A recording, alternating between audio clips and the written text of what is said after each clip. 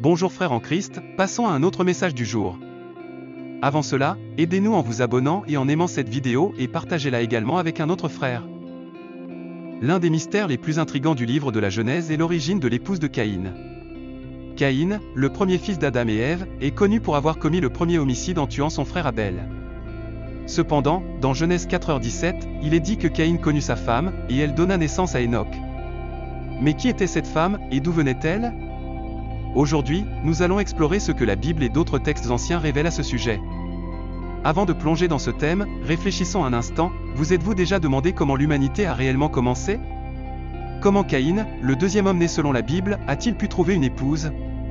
C'est l'une des nombreuses questions qui fascinent les spécialistes de la Bible depuis des siècles, et nous allons commencer à lever le voile sur cette énigme. Il est important de se rappeler que la Bible ne donne pas toujours tous les détails sur les événements ou les personnes mentionnées. Souvent, elle se concentre sur le message théologique essentiel, laissant d'autres aspects sans explication directe. C'est le cas de l'épouse de Caïn, la Bible ne mentionne pas son nom ni n'explique explicitement son origine. Alors, que pouvons-nous déduire des textes sacrés? Dans Genèse 5h4, nous trouvons un indice important, il est dit qu'Adam engendra des fils et des filles, en plus de Caïn, Abel et Seth. Bien que ces autres enfants ne soient ni nommés ni décrits, ce verset suggère que Caïn aurait pu épouser l'une de ses sœurs. À cette époque primitive de l'humanité, il était courant que les enfants d'Adam et Ève se marient entre eux. Bien que cela puisse nous paraître étrange aujourd'hui, il est crucial de se rappeler que, selon la tradition biblique, tous les êtres humains descendent d'Adam et Ève, ce qui rendait inévitable les mariages entre frères et sœurs dans les premières générations. Réfléchissez un instant, est-il surprenant d'imaginer que, selon la Bible, les premiers humains devaient s'unir entre frères et sœurs pour former l'humanité? Cela peut sembler étrange à nos yeux modernes, mais c'était une nécessité selon le récit biblique. Ce point nous amène à réfléchir à la manière dont nos perceptions et coutumes ont changé au fil du temps, tout en nous invitant à explorer plus en profondeur les Écritures pour en saisir le sens dans leur contexte original. Certains spécialistes suggèrent que le silence concernant l'identité de l'épouse de Caïn est intentionnel, car l'objectif du récit est de se concentrer sur Caïn et sa lignée, et non sur sa femme. D'autres pensent que l'absence de détails sur elle reflète les pratiques littéraires de l'époque, où les femmes n'étaient souvent pas mentionnées si elles n'étaient pas essentielles à l'intrigue. Il est intéressant de noter que dans certains textes anciens juifs et chrétiens, il y a des spéculations sur l'identité de l'épouse de Caïn, suggérant que son nom aurait pu être Hawa. L'une des filles d'Adam et Ève est mentionnée dans certains écrits extra-bibliques, bien que cette information ne fasse pas partie du canon biblique officiel. Par conséquent, elle est considérée davantage comme une interprétation traditionnelle qu'un fait documenté dans les Écritures. Ce qui est clair, d'un point de vue biblique, c'est que Caïn ne vivait pas dans un vide. La Bible suggère qu'il y avait d'autres êtres humains sur la terre, même s'ils ne sont pas toujours mentionnés explicitement dans les premiers chapitres de la Genèse. Selon le récit biblique, l'humanité s'est développée à partir d'Adam et Ève, et l'épouse de Caïn aurait fait partie de cette première génération de descendants. Après avoir commis le meurtre tragique de son frère, Dieu a banni Caïn vers la terre de Nod, à l'est d'Éden. Cet endroit, mentionné dans Genèse 4h16, est décrit comme un territoire au-delà des limites connues de la première famille humaine. Cela soulève une question intrigante, qu'était réellement la terre de Nod? Certains pensent qu'il s'agissait d'un lieu symbolique représentant l'état de séparation de Caïn par rapport à Dieu et au reste de l'humanité. Cet exil marque un tournant important dans la vie de Caïn, la perte de sa relation directe avec Dieu et son nouveau destin de vagabond et de fugitif. Cependant, ce qui est le plus surprenant, c'est que malgré son exil, Caïn a fondé une ville et lui a donné le nom de son fils, Enoch. Cela semble presque paradoxal, comment un fugitif condamné à errer a-t-il pu fonder une ville? Peut-être que Caïn cherchait à se racheter ou désirait laisser un héritage durable malgré son péché. Ce contraste est intéressant, bien qu'il ait été condamné à errer, Caïn a choisi de laisser une marque permanente dans l'histoire humaine, ce qui nous invite à réfléchir à la recherche de la rédemption et au désir de laisser un héritage, même après avoir commis des fautes graves. Le récit suggère que, par l'intermédiaire de son fils Enoch, Caïn a initié une lignée de descendants significative. Le fait qu'il ait fondé une ville et lui ait donné le nom de son fils montre son désir d'établir des racines permanentes, malgré sa condition de banni. Ce contraste entre l'exil et la construction d'une ville révèle une facette de Caïn qui cherche la stabilité et un héritage, même après sa chute en disgrâce. Ce que nous avons discuté jusqu'à présent soulève davantage de questions. Qu'est-ce que l'exil de Caïn signifiait réellement? Quelle était la marque que Dieu lui a imposée pour le protéger d'être tué? Qui aurait pu être ses agresseurs potentiels? La terre de Nod, brièvement mentionnée dans Genèse 4h16, est l'endroit où Caïn se rend après avoir été banni par Dieu. La Bible ne donne que très peu d'informations sur ce lieu et ses habitants, ce qui a conduit à de nombreuses spéculations au fil des siècles. Ce qui est clair, cependant, c'est que lorsque Caïn s'est dirigé vers Nod, il y avait déjà des personnes avec lesquelles il pouvait interagir, comme en témoigne le fait qu'il y a trouvé une épouse.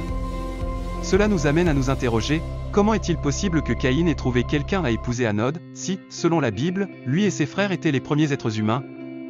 Ces questions ont longtemps déconcerté de nombreux lecteurs, et essayer d'éclaircir ce mystère reste un défi. Qui étaient donc les habitants de Nod? Bien que la Bible ne mentionne directement personne d'autre de cet endroit à part Caïn et sa famille, nous pouvons déduire que le récit biblique ne détaille pas l'ensemble des descendants d'Adam et Ève dans les premières générations. Ce manque de détails nous pousse à réfléchir plus profondément sur le récit et sa signification. Genèse 5:4 nous dit qu'Adam a eu des fils et des filles, ce qui indique qu'il y avait d'autres personnes sur terre, même si elles ne sont pas toutes mentionnées dans les premiers chapitres de la Genèse.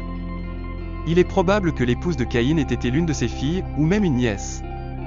Au début de l'humanité, les mariages entre frères et proches parents étaient nécessaires pour peupler la terre. Bien que ce type d'union puisse sembler inapproprié selon notre perspective moderne, il est crucial de comprendre que dans ce contexte primitif, il n'y avait pas d'autre choix. Tous les humains descendaient d'un seul couple, Adam et Ève. Imagine cela, l'humanité ne faisait que commencer, et tout dépendait d'une seule famille. À cette époque, l'idée de mariage entre proches parents n'était ni étrange ni inappropriée. Aujourd'hui, avec nos lois et coutumes, cela nous paraît impensable, mais à cette époque, cela faisait partie du plan divin pour remplir la terre.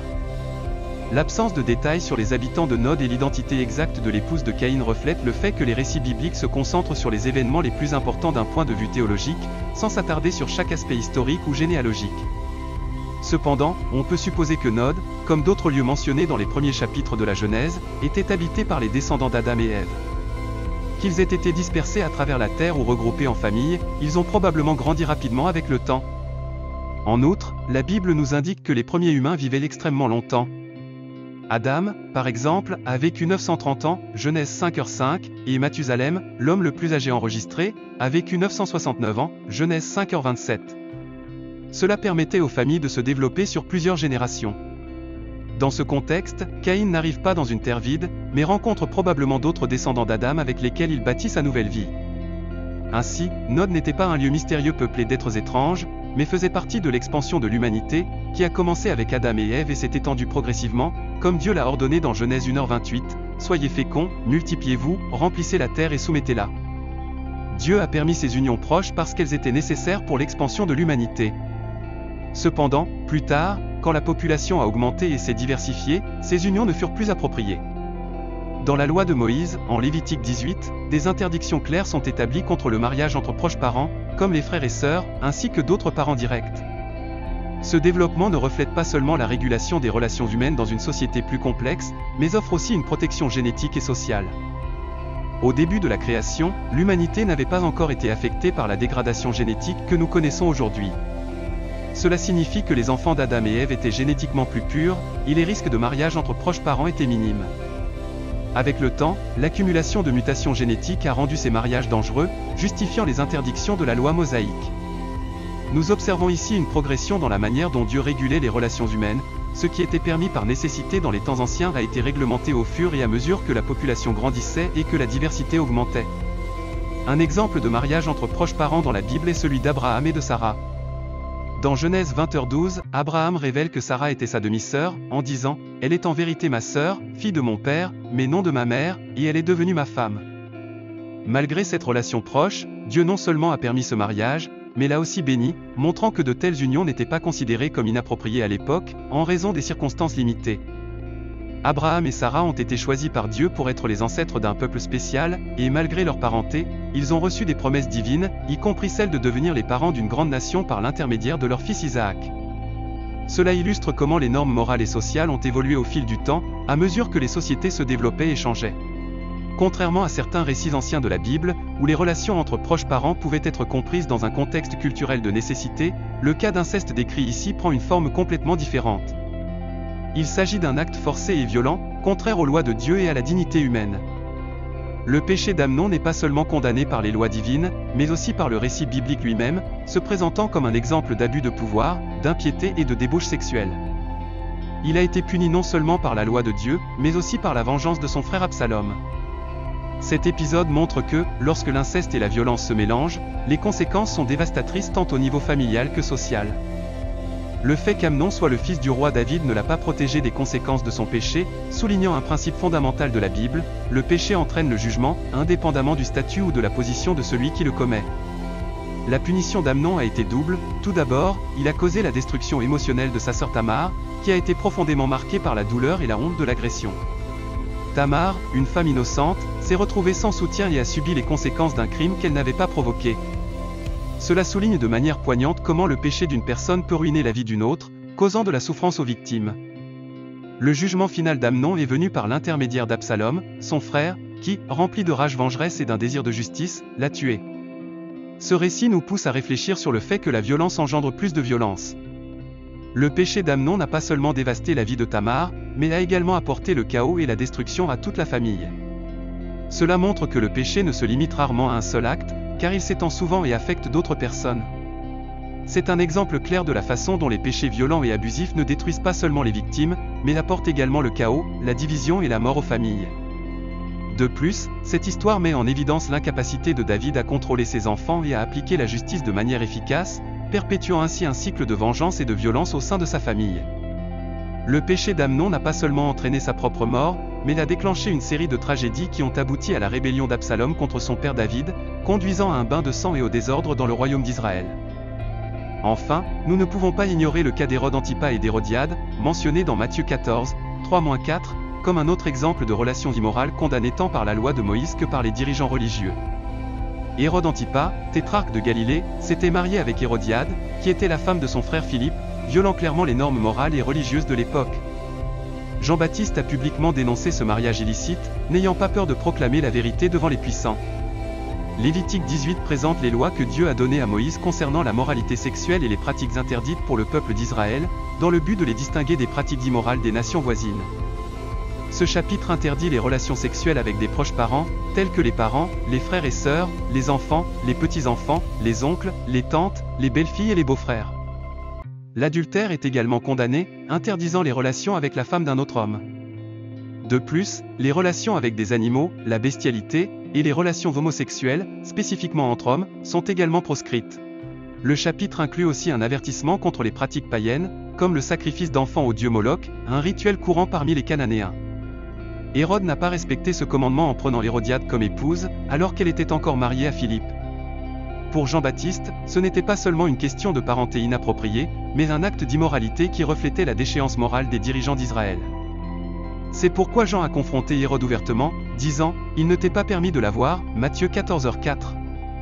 Cette dénonciation a suscité la colère d'Hérodiade et a finalement conduit à l'emprisonnement et à la mort de Jean. Cet exemple nous enseigne que, tout comme à l'époque de Jean-Baptiste, la vérité doit être défendue même face aux puissants. Jean n'a pas eu peur de dénoncer le péché, même en sachant que cela pourrait lui coûter la vie. Nous sommes invités à nous demander, défendons-nous la vérité avec le même courage, quelles que soient les conséquences ? Le mariage entre Hérode et Hérodiade n'était pas seulement considéré comme incestueux et pécheur, mais il symbolisait également un mépris des lois divines et une transgression des limites morales établies par Dieu. L'histoire nous met également en garde contre la corruption et les conséquences du péché. Bien qu'Hérode ait initialement craint Jean-Baptiste et reconnu qu'il était un homme juste et saint, il a finalement cédé aux pressions d'Hérodiade et de sa fille, ordonnant la mort du prophète. Cette décision a non seulement marqué une tragédie personnelle pour Jean, mais a aussi montré l'endurcissement du cœur d'Hérode, qui a laissé sa relation immorale l'éloigner encore plus de la vérité et de la justice. En conclusion, à travers ces récits, nous voyons que Dieu a établi des règles claires pour préserver la dignité et la sainteté des relations. Depuis les premières unions, comme celle d'Adam et Ève, jusqu'à la loi mosaïque et les avertissements de Jean-Baptiste, la Bible souligne l'importance de suivre les commandements divins concernant les relations familiales et morales. Lorsque ces lois sont violées, les conséquences sont dévastatrices, tant pour les individus que pour la société dans son ensemble. La leçon est claire, le péché, en particulier celui qui implique l'abus et l'immoralité, ne cause pas seulement des conséquences pour ceux qui le commettent, mais détruit également ceux qui les entourent.